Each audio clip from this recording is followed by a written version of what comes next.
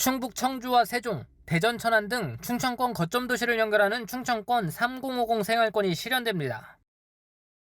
대전, 세종, 충남, 충북 등 4개 시도는 지난달 29일 대전 세종연구원에서 이 같은 내용을 뼈대로 충청권 메가시티 전략 수립 연구 용역 최종 보고회를 열었습니다. 보고회에서 4개 시도 공동 연구팀은 충청권 메가시티 비전으로 4차 산업혁명 시대 미래 혁신 성장 거점을 제시했습니다. 이를 실현할 전략으로 광역 인프라와 산업 경제, 사회문화 등 분야별 목표를 제시했습니다. 우선 광역 인프라 조성을 위해 충청권 거점 도시 4일을 30분, 충청권 모든 지역을 50분 안에 있는 초광역 교통 네트워크를 만드는 데 힘을 쏟습니다. 이를 위해 초광역 간선 도로망과 광역 철도망을 구축하고 스마트 모빌리티 중심의 대중교통 체계 연계 필요성이 제기됐습니다. 산업경제 분야에서는 충청권 지방은행 설립을 위해 4개 시도가 힘을 모으기로 했습니다.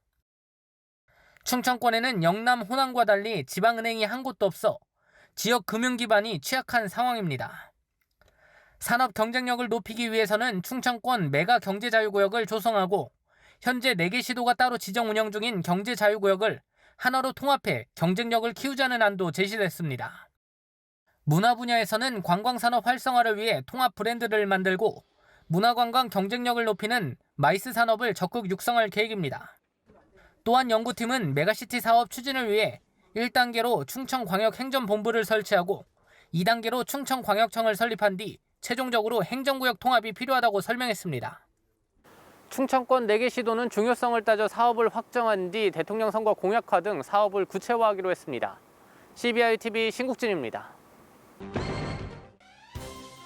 충북도가 올해 공공기관 청렴도 평가에서 광역자치단체 중 유일하게 종합청렴도 1등급을 받았습니다. 국민권익위원회가 발표한 청렴도 측정 결과에 따르면 도는 외부 청렴도와 내부 청렴도 모두 지난해 대비 점수가 상승해 올해 전국 최우수 기관으로 선정되는 쾌거를 이뤘습니다.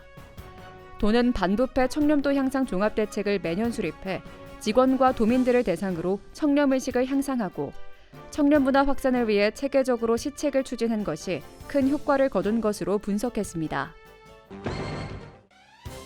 사단법인 충북경제포럼이 그랜드플라자 청주호텔에서 창립 23주년 기념행사와 제227차 원례 강연회를 개최했습니다. 행사에서는 지역경제 발전을 이끈 유공자 표창장 수여식과 한국경제 전망과 과제를 주제로 한 강연이 진행됐습니다. 또한 충북경제포럼 회원이 마음을 모아 마련한 이웃사랑 성금 1,000만 원을 충북사회복지공동모금회에 전달하는 기탁식도 이어졌습니다. 이날 회의를 주최한 충북경제포럼 차태환 회장은 앞으로도 충북의 경제 발전을 위해 함께 고민하는 충북의 대표 경제단체로 거듭나겠다고 말했습니다.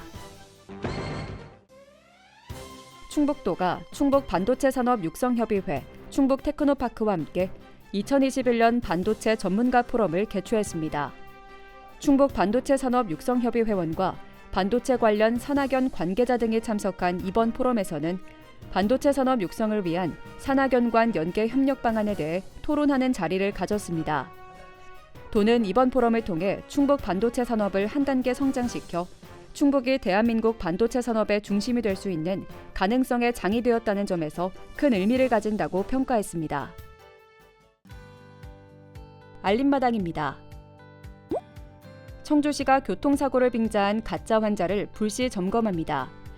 시는 손해보험협회와 합동으로 지역 내 한방병원과 한의원 등을 점검해 가짜 환자를 단속하고 적발 시엔 행동지도나 200만 원 이하의 과태료를 부과할 방침입니다. 충주에 화물차 공영차고지가 들어섭니다. 충주시는 166억 원을 들여 목행동 50번지 일대에 5만 7천여 제곱미터 규모로 화물차 318대를 댈 수 있는 공영차고지를 내년 말까지 조성할 계획입니다.